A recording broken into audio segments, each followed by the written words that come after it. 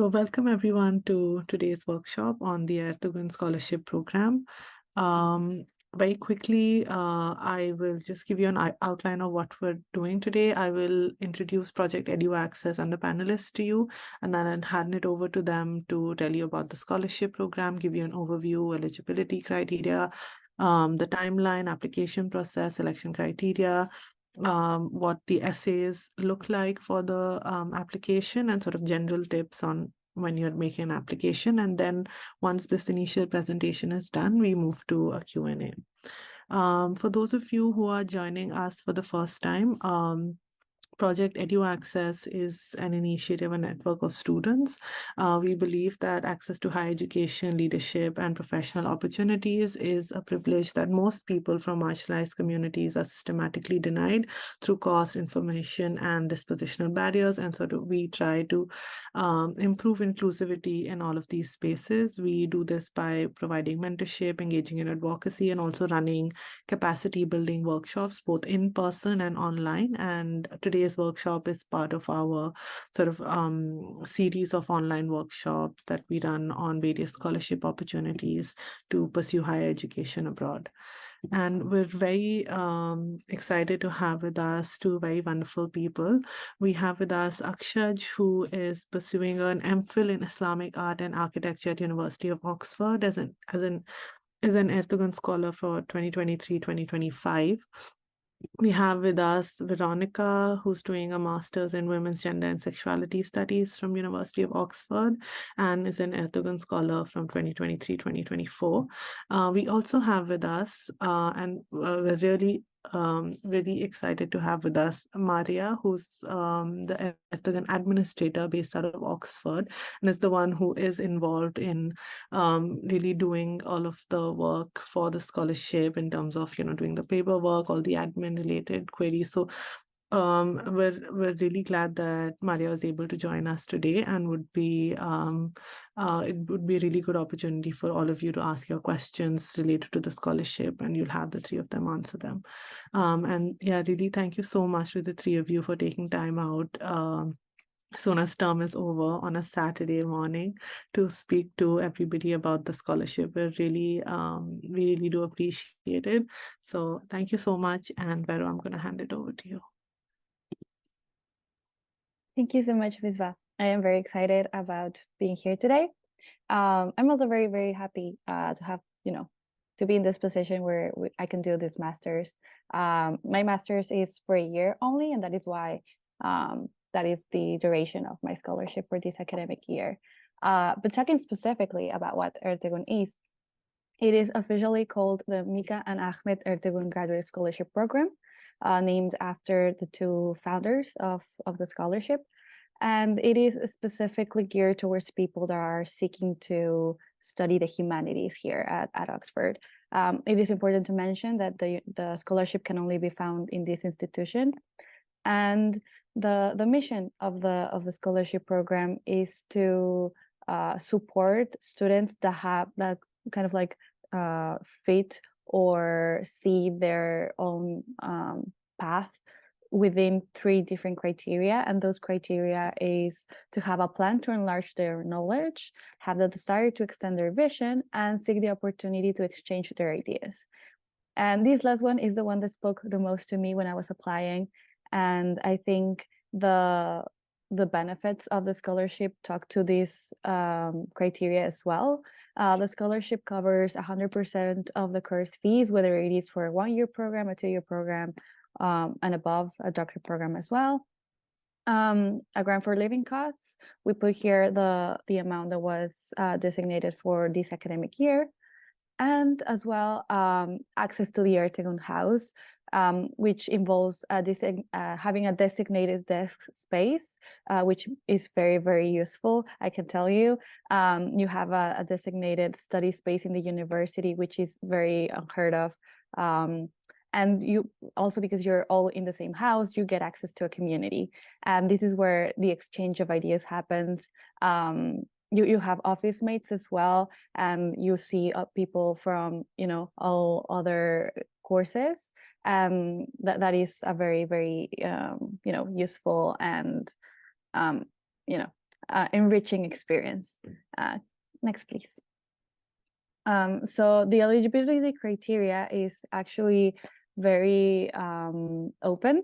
There is no nationality requirement, so everyone from all over the world can apply. The only thing that you have to be aware of is that you have to be applying for your first year of study. So if you're already here at Oxford and you are seeking funding for more years or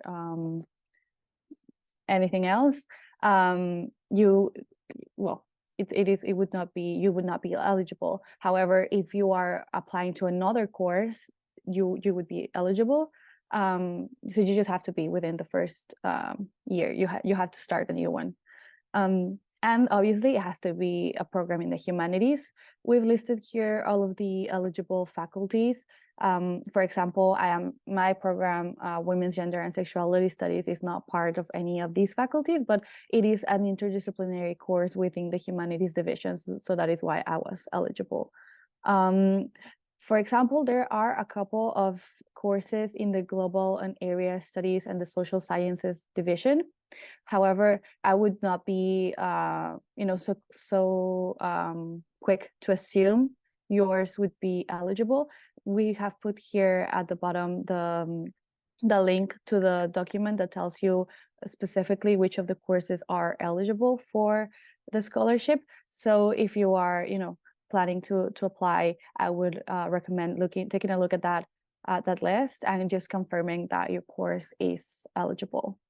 As I said, current graduate students are not eligible to apply if they're seeking funding for more years, and this scholarship may not be held in conjunction with any other awards. So something just to keep in mind. The timeline here, it follows the kind of like the common application and then decision timeline that most programs here at Oxford do. And I would stress here the importance of obviously following the deadlines that are outlined by your course, that you're taking a look at your course, at the course that you want to apply to, and following their own deadlines is obviously paramount. But just to give you an idea, the Ertegun Scholarship adheres to the early January deadline. So if your course has several stages of application provision, you have to apply by the January deadline. So that is why we have put here between December and January, you might want to be submitting your application to Oxford. And the way that you are also applying to Ertegun, you just tick a box where it says, I am interested in being considered for the Ertegun Scholarship. And by ticking that box, you will be prompted to upload your Ertegun statement, which we will talk a little bit more later on. After that, you just have to, sit and wait. Unfortunately, it is a bit of a, anxious process. Lots and lots of tension, just waiting, but you just have to relax. What usually happens though between January and February is that the faculties will review applications, and this is also very important to stress. The faculties are the first ones that are going to be looking at your application, so they will the method that they're going to be following is entirely up to their discretion. Some might want to interview people that they're interested in nominating for the scholarship, some might not. So getting an interview or not getting an interview is not indicative of anything. You might just be asked to interview. For example, in my case, I was interviewed by my faculty. I was not interviewed by anyone at Ertegun because Ertegun does not carry out their own interviews. I don't know, Akshaj, if you were interviewed by your faculty. I was also interviewed by my faculty. So there was one for my course and there was one for Ertegun, but both the people, one of them was my now supervisor and the faculty head at that point. Yeah. Mm-hmm. Yeah, in my case, I was also interviewed by the director of my course. Very, very lovely. Pelagia Gulimari, she's great. Well, after that,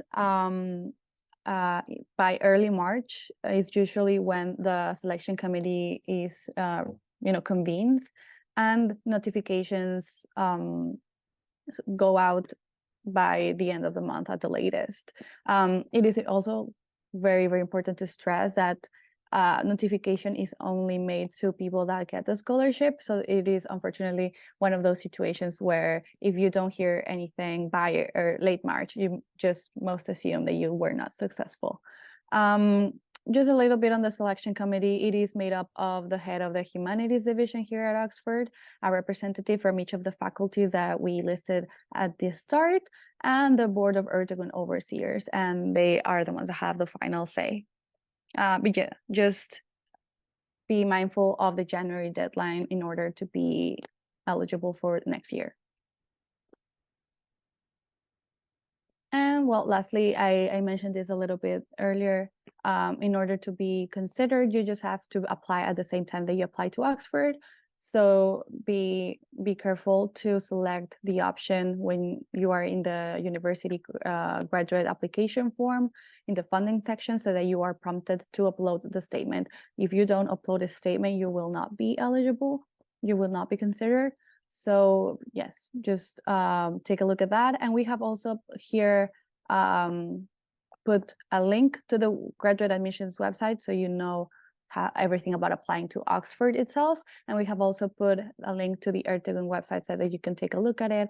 And you know, Maria has made sure to have very interesting things in there that you can look at. You can also watch previous workshops, etc. Next, please. And that will be it for me. I will hand it over to Akshaj. Right, and also just picking up where Vero left it off is also that we do have now a more active Twitter and Instagram page. So that might give you an idea of what we do in the scholarship, which is very important to the mission and how it functions, apart from just, you know, the studying bit of it. You know, there's a lot more to it. But so at this point, you know the process through which you will go through, you know when your deadlines are and who will talk to you, hopefully. But now we get to the exciting part of the supporting statement. So the thing is, when you're applying to Oxford, it will appear on the same bar. There's a separate bar in the application process for scholarships, and there'll be a place for you to upload your Ertegun statement, and you can find out, I don't remember whether it was on the portal itself or on the Ertegun website, but you do have the prompts, like there's a ready-made Word document, and you essentially fill it in. All the prompts are there present on the sheet. And remember to upload it as a PDF, which is, just so the typesetting is fine. So you do have 3 questions. They all pertain to the mission of the Ertegun program, which you also find in a lot of places on the website, because the reason it's mentioned is because it's what sets Ertegun apart in many ways as a scholarship with specific missions. So those 3 questions will, talk about specific aspects of that. And then remember that the selection committee at that point will also, of course, look at your supporting statement, that you've written for Ertegun, yes, but also your course statement. So, they're looked at together. So I would suggest perhaps not too much repetition. Because they are essentially very different purposes. Because for one, you're writing about why you're a good candidate for a course. And the second, you're also talking about how you're also a good candidate for the Ertegun program. And yeah, make sure you just upload it by that 5th January deadline that was mentioned. And again, I just want to highlight the importance of the mission. So you have to talk about, how you plan to enlarge your knowledge. You have the desire to extend your vision. And that means specifically with the humanities, it would be nice to tie it into that. And the idea of exchange of ideas, which is really important in the day-to-day life of Ertegun House. It's very difficult to visualize from before, but it just happens, the amount of time you spend talking to fellow scholars across disciplines. It matters so much more than you would think otherwise, and it's really enriching. So in this supporting statement, of course, you need to show why you fit in specifically into Ertegun, and why Ertegun and not any of the other perhaps scholarships you may be applying for. You have to tailor it to this, program. You should look up the sort of cultural events or the components of the program that happen outside of, having a desk and being in the house. And of course, the wonderful sort of monetary support. What Ertegun does, the cultural program, which is pretty important, and how you can contribute to it. For example, like Vero this term had a really interesting event on Dia de Muertos, which is, of course, part of the celebration of from Mexico. And you're supposed to bring something to the table in that sense. So, think about how you sort of contribute to that, the tapestry of Ertegun House's, background. So, and also, of course, Vera might talk a little bit more about the professional background, if you have any professional background, but I do want to highlight that in my case, for example, I was switching fields. I was on a gap year before coming to Ertegun House.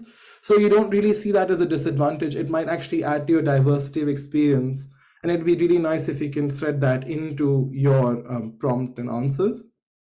And again, think about the aspects of community that you can, that appeal to you from the Ertegun program. And if they appeal to you, then how you can add to them. Because that really is what sets Ertegun apart from all the other amazing scholarships in Oxford. But yeah, Vero, do you want to talk about the bit about if you come from a professional background, because I think you came from yeah, I think we can go to the next one when we talk about the first prompt. Yeah. All right, so again, it's pretty self-explanatory, so I won't read the slides out verbatim. But again, the emphasis goes all back to the Ertegun program itself. Why are you applying, and specifically why are you applying to Ertegun? And I mean, for example, I know for a fact that yes, it's very important that I wouldn't be here in Oxford without Ertegun support. It just would not have been possible. At the same time, I also was very keen on what set Ertegun, apart from other programs in this sort of options you had to apply for the scholarships. It was the one that I felt the most strongly about. So remember to sort of make your previous experiences in this sense speak to that interest and perhaps dialogue within the humanities, dialogue with other scholars, and what you bring that enriches Ertegun House, I suppose. And again, remember, it's very similar to there's one thread of commonality between the supporting statement you write for Ertegun House and also the application that you give for your course, which is that you do have to speak beyond. I mean, yes, you want to study at Oxford, you want to study in this course, you want to be part of Ertegun, but it has to be a specific reason why these things are what's on your mind, not just the idea of Oxford. Because yes, the idea of Oxford appeals to a lot of us and it is very nice, but I mean, there is a lot more, like the academic rigor that's involved is extremely important. And I think you should mention that and be specific. Vero, do you want to add something to this? Yeah. For example, in my case, I worked for 2 years before coming here, and I worked in a tech company. So very, very different from what work you would do in the humanities. But I found a way to link my experience, and specifically within my company, I joined like the women's network. And I kind of mentioned that how even though I was working in a very different field, I was still like pursuing this passion of mine. And then I kind of linked that and how I would like use that for my degree here, and why, I needed the support to go and do that degree here specifically. And we stress to be specific because, again, you don't have to, you should not say like, oh, I would want to study at Oxford, please. You have to be very intentional about why this course here, not anywhere else. And what else? Oh, yes, I was going to say that this is where you can make your background shine. So for example, even though my background was in a very different field, which might be kind of seen as a barrier, what I did was turn it around and say, no, actually the diversity of my background is what's going to help me bring a new perspective to what may be like a very humanities focused place. So even though I am in the humanities, the work I am doing now is in the humanities, it still gives it, a little bit of flavor that, might be missing. But yeah, just take the opportunity to show the richness of who you are. Yeah. And I think I can add something to that perhaps also, because I think all of us, I mean, of course we have our academic careers, but that's not the only thing we do before that, right? So I think if you think that adds to your, I don't know, identity as who you are within the humanities. For example, I'm a literary translator. I work between Urdu and Hindi into English. I think it's part of who I am as a scholar. It's not something I actively do when I'm doing art history, which is my primary discipline of affiliation.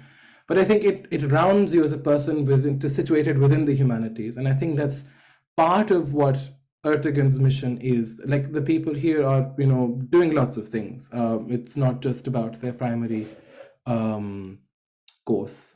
So can we have the next slide, please? Right. So now, writing your answers. Again, the mission is to talk about how you will contribute intellectually to the country of origin and as ambassadors to the humanities or to your community specifically. So I don't think that in terms of this, it's loosely interpreted. It doesn't quite literally, mean physically, going back and doing something. It, contributing can function in very different ways, right? And everyone has different goals. Because a lot of people, if you want to continue in the humanities, perhaps you'll go for a DPhil. So you can't really do something right away. Like, you can't promise that, hey, I'm going to go back to India and do this and so on and so forth. But there are lots of ways of doing that. And so I would say for example, I mentioned the idea of the public humanities, what public scholarship does, and what I think the promise of art history is in that sense. And I linked it to current moves, that have happened in the form of podcasts, in the form of moving exhibitions, things that have happened in India and abroad that I want to emulate. So it's not just a thing about your research, your academic research. It also think about how it can, move beyond the confines of the quote unquote ivory tower, as much I have many reservations about the term. And therefore also link it to your future plans. It's part of that, right? So if you want to go ahead and do something within that further, what you have in mind. And again, projects, societies, events, communities. So those are all part of something that might be, this is where it becomes very specific, because you're all applying from very different courses. You're applying from very different sort of interests and backgrounds. And that also means you have something very different to contribute in terms of these ideas. So I would say really brainstorm well and then see if you can make a rough plan. Of course, it doesn't have to be definitive, but it's good to show that you're not, you have something in mind, you have a plan, and again, be specific. Vero, do you want to add something to this? Yeah, just a little bit of examples on how you can be specific. In my case, I mentioned specific societies and reading groups I wanted to join. So that's where, kind of like doing a little bit of deeper research helps. Also, you can say things about your social life. One of the things I mentioned in my statement was about joining the Mexican society here and helping other Mexican students, in this kind of the same format, helping other students from Mexico to come here. So that is also one thing that you can talk about if you're involved with, if you could become, a project EduAccess, mentor, if that were the case, so that you can mention that as well. So just be, very intentional. And again, you don't have to have a clear plan, but as long as you show through your statement that you are very passionate about the humanities and kind of like bringing the humanities to the wider public, that will always be very welcome, because that is one thing that we're talking about, how the humanities can be, applied, or like the kind of skills that you get and the knowledge that we derive from the humanities, how can it impact the world? And if you're thinking about those questions, then you will be more than welcome here. All right. And again, one of the other prompts is about, again, possibly one of the most important parts of life at Ertegun House is the community. So how, if you've looked at the information, you've looked at the sort of things we do at the house via the various methods of you can acquire information on the website, Twitter, Instagram, all of these. How would you exactly contribute to that? And while you're there and after you graduate. So again, the reason it's underlined, it's really in bold, is because we have a lot of these cultural events, and it would be nice if you could add something of your own. Hopefully at this term, I haven't done something yet, but with Maria and I, we're planning actually at least 2 things next term, which I cannot reveal at the moment, but it will involve, for example, interesting, conversations around one specific festival that's celebrated in Delhi, for example, around the arrival of spring, which is specific to me as my hometown, and we're hoping to tie it in with, some music. Let's see if that happens. And the other thing is a series of film screenings is what I'm thinking of, which is what actually mentioned even in my application for Ertegun, because I think cinema is also a very important part of, it's another form of art, and as an art historian, I think it's very important to engage transmedially. But and the discussions that sort of engenders at the house, where you have scholars of philosophy, you have scholars of theology, you have scholars who are studying English, you have scholars who are studying women's gender and sexuality studies. It's a really diverse space. So it's, you would think that, oh, hey, that's just a film screening, or hey, that's just a cultural event. But it really does seep into your identity as an academic after a point of time. So yes, think about, ideate, and think about what you might want to do, what might be feasible, and again, be specific as always. Think about that, and there's always something that that would be unique to you. There might be 2 people from the same country, but then they might have vastly different experiences. So make it your own in that sense. Vero, anything for that? No, just Okay. Again with the examples, you already mentioned Dia de Muertos, Day of the Dead. I actually put that in my statement, and then I did it. So obviously, if you do get the scholarship, try to actually do the things that you said you were gonna do. I did mine really quickly because Day of the Dead is in November, but there's always time to think about those things. And in general tips, right, I had added some stuff. So again, prioritize your course application first and foremost. I wouldn't say put Ertegun on a back burner, because yes, like if you're like me, who would just not be here without like Ertegun, then of course it matters a huge amount. But yes, make sure, because in the sort of process we've looked at, if your course application doesn't shine to its full potential, then the likelihood of the shortlisting, therefore, also, becomes, falls, the likelihood falls. So make sure you work really hard on that, and then use your Ertegun a statement to explore those prompts. And I think you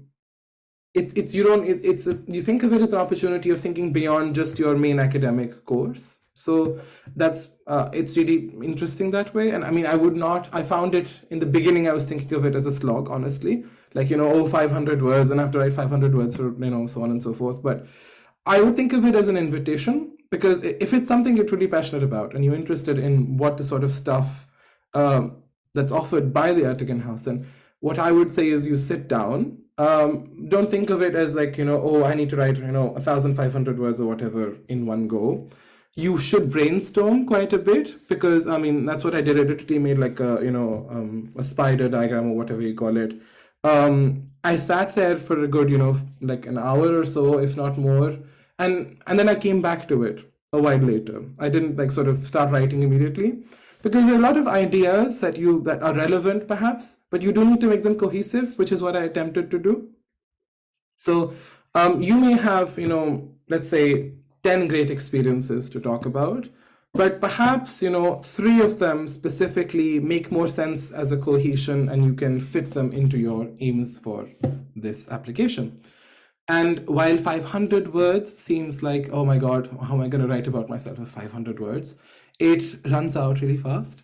So especially if you like, if you, in my case, I think I added a few footnotes, which sort of, does not help, but you don't have to add footnotes. Like, just don't. That was just me as my personal quirk.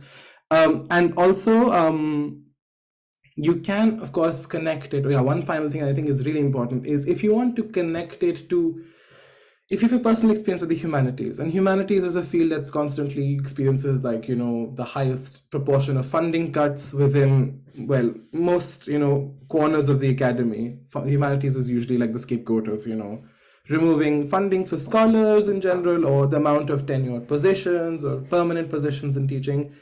I think it's really important to emphasize how that affects you personally. Maybe in India, for example, we can talk about what the Indian context for the humanities is.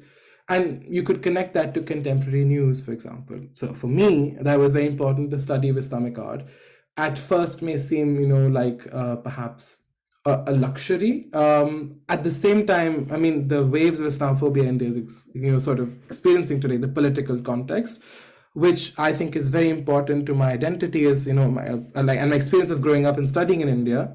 I think it's important to highlight and connect that to your research, if you can, of course. So that was specific to my program and my interests, and you might have your own. Yeah.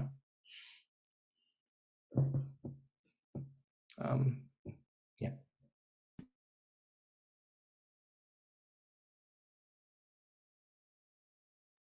That was really wonderful. Thank you so much, Vero and Akshad, for being so comprehensive in talking about the application process and the scholarship. So we now open the floor for questions. We have with us both Akshaj and Vero, but we also have with us Maria, who's the Ertegun administrator and would be happy to answer your questions about the scholarship. So again, you can either raise your hand and ask your question, or you can put your question in chat or send it to any one of us. So yes.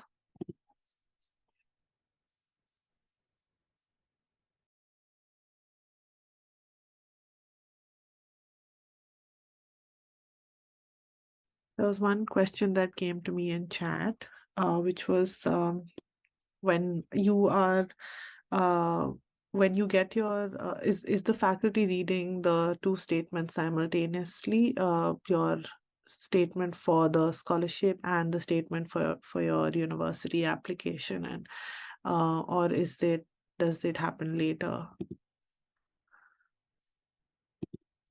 I think I might want to answer that. So it is true that the faculties are the ones first receiving your applications, and it is the faculties that will shortlist the candidates put forward to our selection committee. I did want to make a clarification regarding the Ertegun Selection Committee. There's actually two stages to the process from our end. So the Ertegun Board of Overseers is made up of both Oxford University members, but also external board members, including the donor representatives. So these are the Ertegun Selection Committee is actually made up of the directors of graduate studies of each faculty and the course directors for the interdisciplinary programs, and chaired by the deputy academic head of the Humanities division. That body is the one that makes the final selection, but it operates on the preferences of the Ertegun Board of Overseers, who are the first ones to make the final selection. So effectively, the faculties are the ones who will put forward the candidates. We will then, as Ertegun, receive those applications.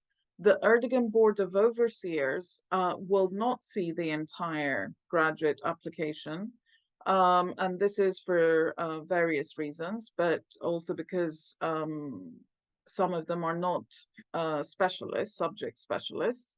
So what they will see is your CV, the Ertegun supporting statement, and a record of the interview. And I do want to stress that all candidates who are being considered for an Ertegun scholarship will be interviewed by their faculty. It will not be an Ertegun representative, but it will be the faculties, usually the director of graduate studies, along perhaps with a subject-specific specialist sitting in on the interview.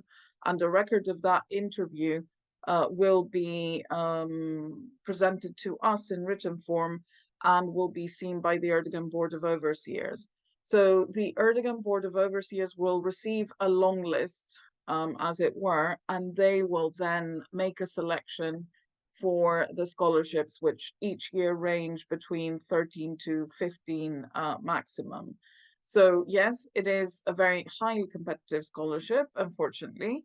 But I do think that Vero and Akshaj were right in stressing that it is important for each person to get to sort of articulate their experiences and passion about both their subject and why they want to be part of the Ertegun community. Because if you're not comfortable being a part of a community of intellectually highly stimulating conversations, you're better off applying to one of the funding only scholarships. Ertegun is very much a community. It's very much about integrating cultural experiences within the academic environment as well. So it is important, if you do have that kind of background, if that is what motivates you, you want to be a part of a like-minded community, that you obviously apply to the program. And we do encourage diversity. We're very, very keen to add more members from the usually marginalized communities that would not have access to Oxford. So once the long list is created, then the Ertegun board will look at those 3 items, which is why the supporting statement is important and why it is crucial that in the first question, you do actually give a brief summary of your research, because they will not have seen your research proposal. They will want to know exactly what you're planning to do at Oxford. Don't spend too much time analyzing the details of your research, but do give a very clear impression. So some repetition actually will inevitably happen, which is the original question. And that doesn't matter, because the Ertegun Board of Overseers will not have seen the rest of your graduate application. And it is important for them to understand your research and what you plan to study and what you hope to do with that in the future, as well as obviously during your time at Oxford. So I think that should answer the question, because then effectively the Ertegun Selection Committee, which is made up of people who have seen your entire graduate application, will receive the final shortlist. And from that final shortlist, they will make the selection, which will then lead to me sending out the offer letters. Thank you, Maria. There are lots of questions in chat, so maybe I can read a few and all of you can respond to them as you feel. Right, so the first is, I think, related to what you've already said, Maria, on just the faculty reading the statement and the SOP. So how do you sort of address the issue of repeating ideas and motivations to applying? And the first question on, I think, part of the statement is on integrating the vision of the scholarship in the course module, and second is how you sort of contribute to the community. So how do you separate the career goals for both? So this is one set of questions. The other is on whether you can apply for the scholarship if for a second master's. If you've already done a master's in India, can you still apply if you want to do another master's? And then the third is the scholarship open for PhD applicants who are non-UK based masters? Because I mean, there are a few scholarships that tend to prefer PhD applicants if they've already done a master's there. So maybe we take these first. So however you want to answer them. I mean, I can take the first ones. I mean, Maria already like specified like how much you want to be repeating, but I think for the first one, like about repeating, it is very useful to think about how the different how a same experience can, you know, be, if you tell it a different way, it can help you say another thing about yourself. So maybe you did a research project, and for your course application, you may want to stress like, I learned this, you know, this, I learned this technique, blah, blah, blah. You want to be more technical about it. But then with like the same idea, you in your statement, you can be talk about like your passion, like the things you learn. Did you do any activism like within that you know, experience? So the same, let's say like the same line in your CV can be, you can talk about very different things. And it is actually very useful then to have these two very different documents, because then this very rich experience, you can talk about all the things you did in different sites. So I guess obviously, as Maria said, be mindful of not repeating a lot of it. You can just use, you know, maybe a paragraph to explain very briefly why you do and why, but then, you know, be very mindful about including why you are doing it. I feel like the statement is more about the why, more about your passion, more about your personality, and that leads into the second question, which is and I guess that's a little bit of what we tried to do in the presentation. How in the first question you want to talk a little bit more about the past. So you want to say, oh, I've done this, I have this experience, I have these passions, and that is what's, you know, fueling me, you know, and making me want to do something here, right? So for example, I talked a lot about obviously my research experience. I took that opportunity to talk about the research I wanted to do based on what I had done before, and kind of like my activism in the feminist spaces in Mexico, right? And then in the second question, where you talk about like, how are you going to give back to your community, that is about the future. So the first one is about the past, and the second one is about the future, and that's why you want to be like more forward facing, you know, goals, stuff like that. Can I just clarify that the faculty members will not be focusing so much on your Ertegun statement. They will be looking at, as Akshaj mentioned, they will be looking at your academic achievements and the fit for the course primarily. And then they will not really care so much about what you've written or what you've repeated in the Ertegun statement. So it is important, obviously, to be a high achieving academic in your subject to gain acceptance to Oxford. And it is the top candidates for each faculty that they will then put forward for the Ertegun Scholarship. So I wouldn't worry so much about repeating things about your research and motivations in the Ertegun supporting statement, because that is primarily for the benefit of the Ertegun board, who, I repeat, will not have seen the rest of your graduate application. The only thing they will see from that graduate application is your CV. And as you know, your CV, you know, whichever format you choose to submit it in, is going to be, by necessity, quite brief. So you have plenty of scope in your answers to talk about your research, even if you're repeating things.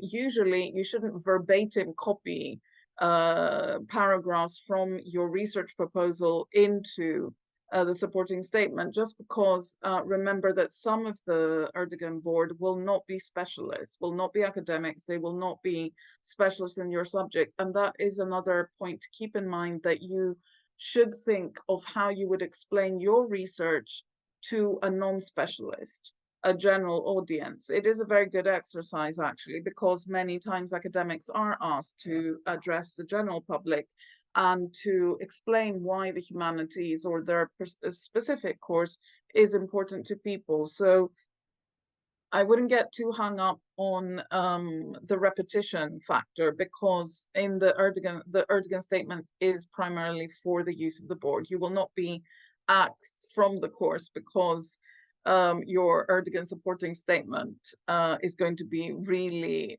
assessed by the faculty itself. It will be assessed, though it is a crucial document for the selection into the program, which is why you should spend time on it. As Akshaj said, don't rush yourself, allow plenty of time to brainstorm, to gather your ideas, to make a cohesive argument for yourself about why you should be awarded this scholarship.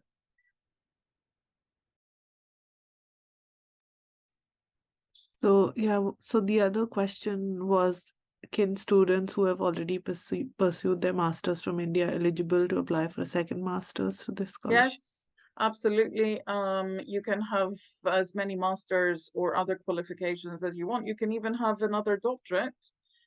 We have had, in fact, this year, we have had a scholar who already has a doctorate and is now studying for a master's in Oxford. The only criterion is that you are applying for a new graduate course, full-time graduate course at Oxford, and you have not been a recipient of the Ertegun Scholarship in the past. So, for example, if you are awarded an Ertegun Scholarship, Akshaj, for example, who is doing an MPhil, which is a 2-year master's at Oxford, once he completes his MPhil, even if he decides to apply for a doctorate at the University of Oxford, he will not be eligible to apply again for an Ertegun Scholarship.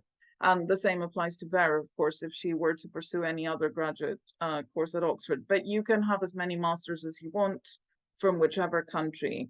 And I did see a question about whether there's a preference for UK-based master's recipients. No, there isn't. The board actually does not look at that at all. I can't speak for the faculties because I'm not part of that process, but I am very familiar with the way the board and the Ertegun Selection Committee operates. And they do not particularly care about the background. In fact, there are considerations about being as diverse as possible. So there definitely is nothing inbuilt in having gained your master's in a UK or a US university.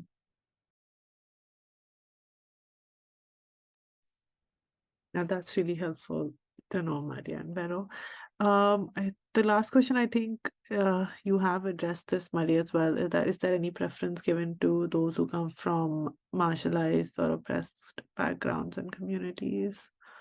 So I wouldn't say there's a preference. So the board is not the kind of body that will actively go out of its way to look for marginalized or oppressed candidates, but an unusual background, which usually is one of those who come from these more marginalized communities, especially if it's well written and you have a way of sort of showing that despite the odds, you have accomplished many things, does attract the interest of the board and is likely to make you a standout candidate.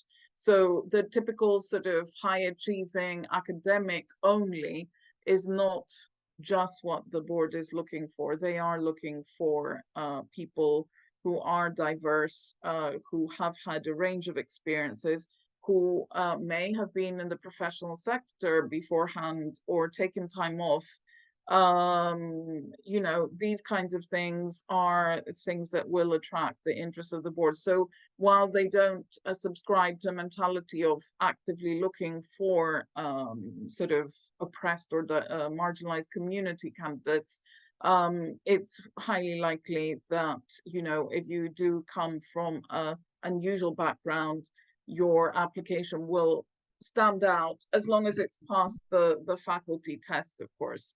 And you can have as many years of experience outside of academia as you want. There's no age limit, there's no nationality limit, there's nothing like that in the eligibility criteria. You're eligible as long. The only factors, as I said, are just to apply for a new graduate course at Oxford, having never received an Ertegun scholarship before. Great. So we have one more question, which is, if someone has over a decade of professional experience in the field of humanities and has published articles and papers, would they be considered for the scholarship even without a strong academic background? That really would depend on the faculties first, because if the faculty has decided you're a strong candidate, they will put you forward. In a way, it's both fortunate and unfortunate, because we do not see the 15 or 1600 applications we receive each year.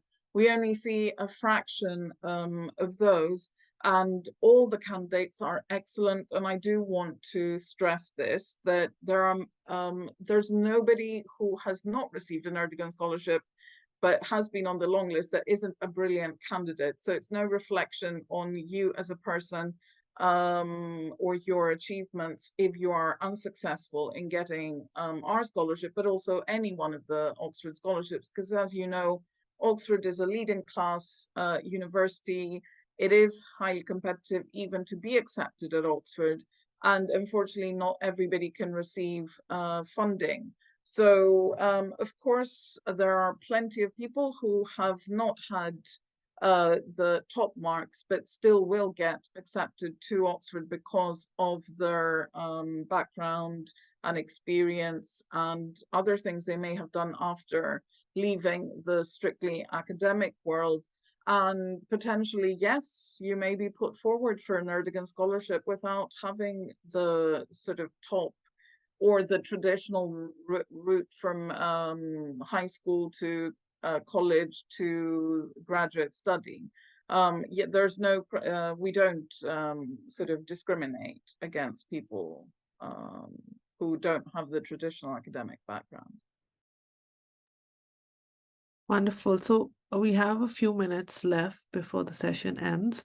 So final questions, if anyone has, please put them in chat now. And if there's any question that we've missed out, then please bring it up again. There's one question that has come to me is on the recommendation letter. So does the selection committee of the scholarship have access to the recommendation letters? And if yes, then is it helpful to mention either the scholarship or some of the things that the scholarship is looking for? So the selection committee itself, the Ertegun selection committee, is made up of the directors of graduate studies and the course directors of the interdisciplinary programs, as I mentioned. And these people would have seen your recommendation letters. But the Ertegun board itself, which makes the initial shortlist that goes to the Ertegun selection committee, will not have access to those recommendation letters at all. So it really doesn't matter. I mean, the faculties are the ones who will have access to the complete application, including the recommendation letters, and they will take those in mind when they're making their final choices on who to accept to the course, not the scholarship. And then after that, I am not privy to the internal procedures for putting forward Ertegun candidates, but all the directors of graduate studies and the course directors are quite familiar with the scholarship program, with the candidates. So they sort of know what the board is looking for. And what the board is looking for is somebody who's a bit more than just a high achieving academic. They're looking at somebody who is passionately interested in the humanities, passionately interested in their broader community, whether it's their home country or if they choose to stay in the UK or elsewhere. You know, people who will be leading their respective fields. It doesn't mean that you have to become the president of India. It means that you are passionate about sort of giving back in a way, in whatever way that is. So it can be, in fact, by creating something like this project, EduAccess, or it can be, we have had candidates who have gone on into and lead very successful careers in the voluntary sector, in music, in other professional capacities. There's just no, so I would say don't worry too much about your recommendation letters in terms of the Ertegun scholarship. It's those are important for being admitted to Oxford, of course, but they don't really get seen by the Ertegun board. And in fact, they don't really, even when we're talking about the Ertegun Selection Committee, nobody refers to the recommendation letters by that point. Those will have originally been seen by the faculties, and they will not form part of the discussion on who gets the scholarship.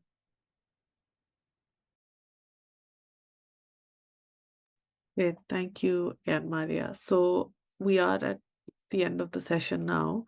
Very quickly, Maria informed me at the beginning of the session that there will be another workshop on the scholarship that will be hosted by the Ertegun team in Oxford. It'll be an online workshop that would be hosted on next Friday, 8th of December. You can find more information about it on their website. If you go to the chat, I have put a link to the website of the scholarship. I have put a link to the page that will give you a list of all the eligible courses for which you can apply for the scholarship. And there's also a link to the University of Oxford graduate application website that Vero mentioned during the presentation. And if you have any queries about the scholarship, you can email Maria at administrator@ertegun.ox.ac.uk, and she will respond to your queries. If you want to, if you joined us late and want to have a look at the recording of this workshop, you'll find it uploaded in a few days on our YouTube channel, and I've also put a link to that in chat. I think that's about it. I just realized that we missed one question, which was if there is any place where one can read statements that were successful statements of past scholars. But no, there isn't, for various reasons. But what you can do instead, we on our website, there is always a list of our current scholars and also our alumni scholars, many of whom are still in Oxford pursuing further study. So if you're interested in someone specifically, you can get in touch with me. I will then ask the person if they're willing to be put in touch with you. Usually they are. All our scholars are very happy usually to help others. And then you can chat with this person, and, you know, don't expect that they will have time to read your personal statement, but they can be a very useful resource in helping you craft your statement and answering any statement-specific questions. So no, we do not have the previous scholars' personal statements available, and we won't in the future either. It's a question of data protection and also obviously intellectual property as well. We would not be allowing access. I'm not aware of any scholarship that publishes its successful applicants' documents, just because that would complicate matters. And also because it is important that you write your own statement, not copy somebody else's or think that there is a recipe for success. It's a very individual process, and it is all about you. Even if you think you don't have anything to bring to the table, you definitely do.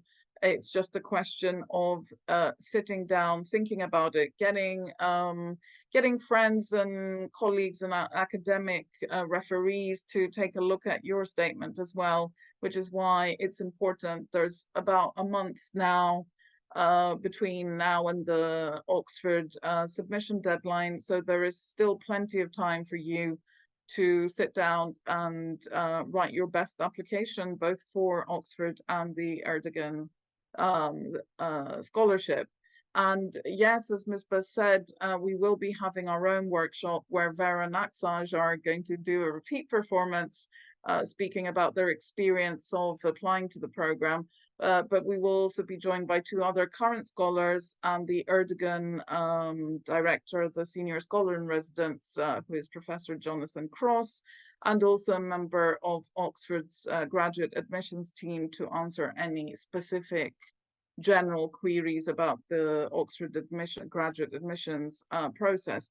So you're all very welcome to join that as well. It will be a webinar, but there will be an opportunity to ask questions after we speak, and that is next Friday, 8th of December, 5 p.m. UK time, which I know is quite late in India.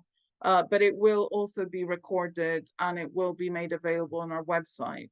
And you can find the link to join. It's been advertised on our Twitter page and also on our Facebook Ertegun Scholarship page, Instagram event as well. It's on MS Teams, the webinar, and there's free registration. So you're all very welcome. It's not available, the link is not yet available on our website because we have a slight technical issue with getting things to connect like that on the website, but it is advertised on our social media and will be repeatedly advertised throughout this week.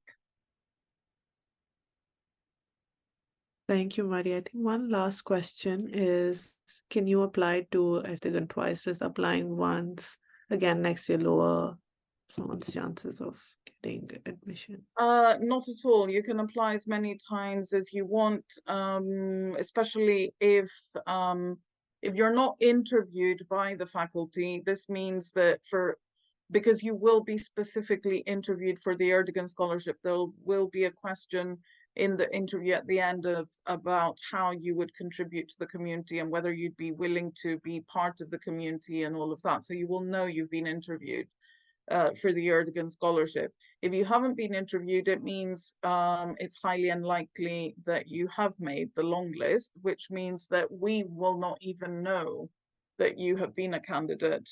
So of course you can apply as many times as possible, as long as you match the criterion that you have not already started a course at Oxford. You can do a one-year master's and then apply for either a two-year master's or a doctorate, again, for the Ertegun, even whilst being at Oxford. But obviously, if you successfully applied to Oxford and you're in the middle of an MPhil or a DPhil, you won't be able to apply halfway through your course to Oxford. But yes, you can apply as many times as you want. And also one question I often get is of people applying to several different graduate courses, full-time courses in the humanities. Yes, you can apply as many times, in fact, at the same time for Ertegun, but obviously keep in mind that you shouldn't then repeat your supporting statement. It should be tailored to the course you're submitting to. Even in the supporting statement, don't just repeat things, because if you happen to be, and it has happened in the past, that you are put forward by 2 or 3 faculties, then the same people will be reading your 3 different supporting statements.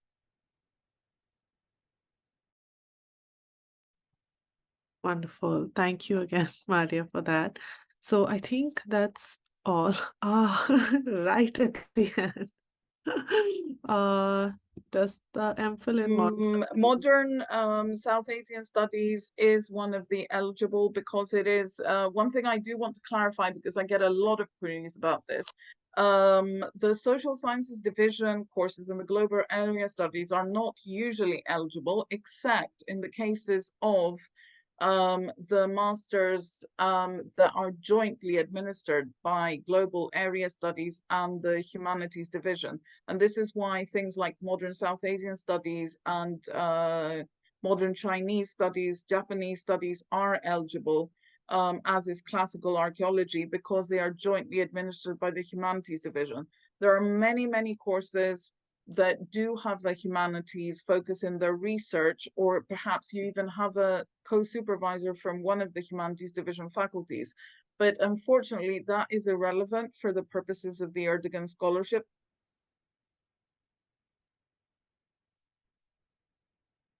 If your course is not being administered from the humanities division, plus perhaps the social sciences division, you will not be eligible to apply for an Ertegun scholarship, even if the course research content of what you're doing is humanities based. So that means education and sort of law, which many times have overlap with humanities disciplines. Unfortunately, those things are not eligible for the Ertegun scholarship. The list that Vero had in her slides is up to date, and if your course is not on that eligible list, it is not eligible to apply for an Ertegun scholarship. Great. For now. we can end the session. Thank you so much to everyone who joined us today. A big thank you to Akshaj, Vero, and Maria for again taking the time out and doing the workshop and sort of setting up the PPT, sort of giving the presentation and being so patient with the many questions that came your way. Thank you so much. And yeah, thank you everybody who joined us. All the best, and I hope you all have a nice rest of the weekend. And good luck for anybody applying. Yes. Good luck. Thank you. Thank you. Good Bye. luck. Bye.